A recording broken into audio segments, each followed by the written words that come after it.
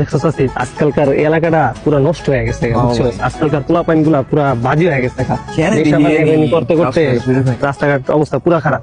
ওই দেখ দেখ দেখ কি অবস্থা হবো। মামা এমন ইয়ে রিসেস কে রে মামা, আমি ডোলতা মামা। এটা কি রে মামা? 1 2 3, এটা 1 2 3 না, তুই তো মোটা হয়ে গেছিস রে মামা, অনেক মোটা হয়ে গেছিস, অনেক মোটা তুই মামা। কম খাবি মামা, তুই কম খাবি, তুই বেশি খাস না, এর লেগে তুই মোটা হয়ে গেছিস, বুঝছো মামা? মোটা হয়ে গেছিস রে মামা। হ্যাঁ মামা, কথা কত? হ্যালো ফাটু দোষ, তাড়াতাড়ি। আমি ব্যস্ত আছি।